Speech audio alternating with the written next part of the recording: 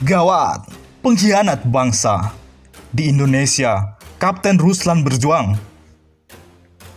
Di Amerika Serikat, pidato pendeta Indonesia malah menjelek-jelekan Republik Indonesia tercinta ini. Pengkhianat bangsa Indonesia yang anaknya pengusaha reklamasi di DKI sedang promo sekarang di Amerika, merusak nama Indonesia dan mengaku sebagai orang minoritas yang teraniaya, bukan sebagai perampok tanah pribumi. Warganet geram mengungkapkan identitas pendeta Oscar Surjadi yang mendadak viral karena pidatonya yang dinilai menjelek-jelekan negara sendiri.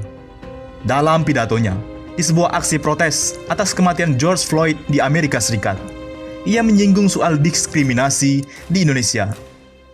Warganet mengungkapkan pendeta Suryadi, Oscar Suryadi namanya, adalah anak dari pengusaha reklamasi, pengkhianat bangsa Indonesia yang anaknya pengusaha reklamasi di DKI sedang promo sekarang di Amerika, merusak nama Indonesia dan mengaku sebagai orang minoritas yang teraniaya, bukan sebagai perampok tanah pribumi. Keturunan Cina yang mengeruk kekayaan Indonesia mengambil momentum di saat protes police brutality untuk mengklaim adanya diskriminalisasi antara orang-orang pribumi dan WNI keturunan Cina di Indonesia. I can breathe. Itulah ungkapan Oscar Suryadi, adik Julius Suryadi. Tulis @Aira Lubis. Memalukan NKRI. I can breathe. Itulah ungkapan Oscar Suryadi, adik Julius Suryadi, pemilik PT Agung Podomoro, yang merupakan pengusaha development terbesar di Indonesia. Di antaranya, proyek reklamasi di Jakarta. Saya lengkapi datanya, dan aneh kalau tidak terciduk. Sambung @Ridwan. Lagi dicari tahu kebenarannya. Kalau itu benar, tentu perwakilan RI di Amerika akan mencari tahu dan menegurnya jika perlu disanksi. Saya juga muak kalau ada di antara anak-anak bangsa menjelekkan bangsa atau negaranya hanya karena kasus misalnya. Semoga segera diketahui siapa dia. Sedangkan di Indonesia, Ruslan Buton sedang berjuang. Ruslan anggap Polri tak hargai hukum karena mangkir sidang pra-peradilan. Pihak Ruslan Buton tampaknya kesal dan kecewa. Sidang perdana pra-peradilan yang diajukan Panglima Serdadu X Trimata Nusantara, Ruslan Buton kepada Bareskrim Polri, ditunda lantaran perwakilan dari Bareskrim Polri selaku pihak tergugat tidak hadir dalam persidangan Rabu 10 Juni. Kuasa hukum Ruslan Buton, Tony Tahta, mengatakan sidang rencana akan digelar kembali pada Rabu 17 Juni 2020 atau pekan depan. Hakim tadi meminta ditundanya sampai tanggal 17 Juni, Rabu besok, kata Tonin di Pengadilan Negeri Jakarta Selatan, PN Jaksel. Dengan ditundanya sidang ini, Tonin merasa kecewa. Ia dinilai tergugat tak menghargai hukum. Mereka tidak menghargai hukum dengan tidak datang. Jangan beralasan boleh datang kedua. Kan ini pra-peradilan. Jadi, tidak ada keadilan dalam pra-peradilan. Seharusnya dia hadir kalau memang menghargai hukum itu, tegas Tonin. Untuk mengetahui secara lebih dalam kasus pengkhianatan bangsa ini, inilah tanggapan Imam Samsi Ali, seorang imam masjid di New York asal Indonesia, tentang pidato pendeta Indonesia. Beberapa hari lalu, saya mendapat kiriman video dari seorang warga Indonesia ikut orasi dalam sebuah demonstrasi di sebuah kota di Amerika. Ketika itu saya tidak kenal siapa gerangan dia dan di kota mana acara itu terjadi. Yang pasti awalnya saya bangga. Selama 23 tahun lebih saya tinggal di Amerika, hampir belum pernah menemukan warga yang menonjol dalam acara-acara publik atau kemasyarakatan, apalagi menjadi seorang pembicara. Tentu, bagi saya hal seperti ini harus didukung dan membanggakan sebagai sesama diaspora Indonesia di Amerika, kata imam itu. Sejujurnya, saya tidak terlalu memperhatikan konten pidatonya. Entah kenapa, saya lewatkan begitu saja. Barangkali karena saya terlalu obsesi untuk melihat putra-putri bangsa ini tampil di garda terdepan untuk mengharumkan nama bangsa dan negara. Dan saya tidak terlalu membeda-bedakan siapa saja yang punya kapabilitas untuk itu. Tidak peduli ras, etnis, asal daerah, maupun agama apapun yang mereka anut. Saya akan bangga melihat teman-teman Muslim Indonesia maju dan dikenal di Amerika. Saya juga akan bangga melihat teman-teman Kristiani, Hindu atau Buddha untuk maju dan memainkan peranannya di Amerika.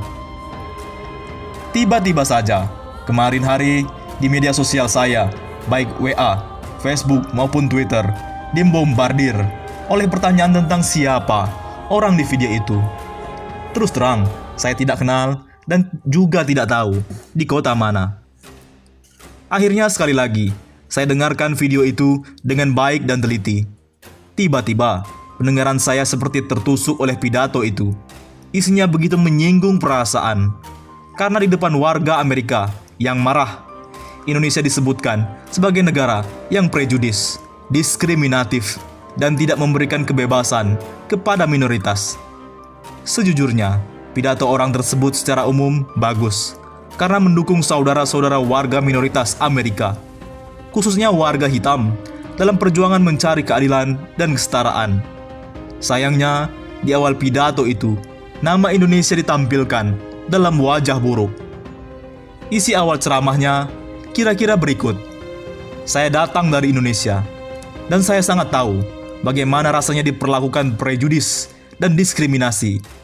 Saya hadir di Amerika bukan untuk ini, diskriminasi warga minoritas di Amerika. Saya kira saya meninggalkan Indonesia, melarikan diri dari negara yang menjadikan saya tidak bisa bernafas, dan seterusnya. Mendengarkan pidato itu, seolah meruntuhkan kegembiraan dan rasa bangga saya sebagai sesama diaspora Indonesia di Amerika. Kenapa Indonesia harus digadaikan untuk tujuan yang mungkin baik? Saya katakan baik karena bertujuan untuk membela mereka yang termarginalkan, memberikan dukungan perjuangan untuk keadilan dan kesetaraan. Tapi kenapa harus Indonesia dikorbankan sebagai negara prejudis dan diskriminatif? Saya pun kembali kecewa. Kecewa bukan karena presentasinya yang disampaikan dengan bahasa Inggris yang jauh dari harapan. Dan itu dia akui. Tapi karena awal pidato yang menjelekkan Indonesia itu. Saya pun mencari tahu siapa orang tersebut dan di kota mana. Ternyata, di pidato itu dia menyebut kota Portland, sebuah kota di negara bagian barat Amerika. Tapi siapa gerangan orang tersebut? Baru hari ini saya mendapat informasi bahwa sosok itu adalah seorang pendeta bernama Pendeta Oscar Suryadi. Dia adalah pendeta gereja City Blessing di kota Portland sejak tahun 1998. Kecewa dan harapan. Saya sebagai diaspora Indonesia di Amerika, dan tentunya sebagai seorang muslim dan imam, sangat kecewa dengan potongan pidato pendeta Oscar itu. Kekecewaan saya tentunya bukan pertama kali ini, tetapi sudah beberapa kali saya menemukan adanya pihak-pihak tertentu yang secara sengaja memburuk-burukkan negaranya sendiri. Kalaupun sudah berpindah warga negara, minimal negara asalnya. Saya masih ingat beberapa tahun lalu, ketika Presiden SBY mendapat penghargaan dari Conscience Foundation, pimpinan Rabbi Arthur Schneier. Ketika itu, ada beberapa organisasi yang kebetulan berafiliasi ke warga Indonesia di New York, mengirimkan surat ke Rabbi Arthur, memburuk-burukkan Indonesia sebagai negara intoleran. Saya tahu betul siapa mereka dan apa isi suratnya, karena Rabbi Arthur Schneier adalah pendeta Yahudi yang cukup dekat dengan saya. Bahkan di acara itu, sayalah yang memimpin doa pembuka. Beliaulah yang memberitahu ke saya siapa yang mengirim surat dan apa isi suratnya. Maka, dengan kejadian di Portland ini, semakin menjadikan saya gerah dan kecewa. Bahkan ada saja pihak-pihak yang tidak tahu berterima kasih kepada negaranya atau negara asalnya. Saya hanya ingin mengatakan bahwa dengan segala kekurangannya, Indonesia adalah negara yang paling toleran terhadap kaum minoritas. Saya menyampaikan ini karena saya sudah diberikan kesempatan untuk tinggal atau minimal mengunjungi banyak negara. Di Indonesia, dari dulu, semua warga bebas beragama dan menjalankan agamanya. Pernahkah Indonesia melarang agama?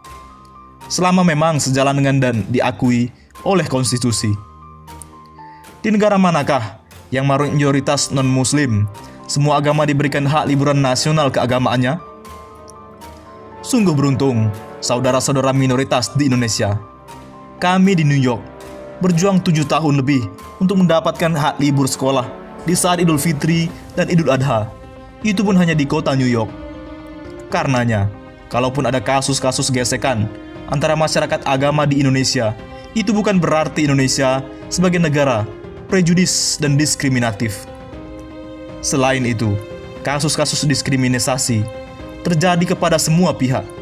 Siapa yang bisa mengingkari kekerasan dan diskriminasi kepada umat Islam di Papua misalnya? Lebih penting lagi, di Indonesia di masa-masa di mana kaum minoritas mendapat posisi yang upper hand, lebih beruntung. Mereka misalnya menduduki posisi-posisi publik yang strategis dan penting di negara ini. Apalagi jika berbicara tentang penguasaan perekonomian, yang pasti sebagian besar kue negeri ini dikuasai oleh sekelompok kecil warga dari kalangan tertentu. Warga mayoritas hanya menerima itu seolah sebuah kenyataan semata. Saya hanya ingin mengatakan, hentikan memburuk-burukkan Indonesia demi mencari nasib baik di negeri orang. Jangan dua buah kasus Anda pakai untuk mencampakkan wajah bangsa atau negara di depan mata orang lain. Belajarlah berterima kasih dan tahu diri. Oleh Imam Masjid New York, Imam Syamsi Ali, diaspora Indonesia di kota New York. Bagaimana menurut pendapat Anda?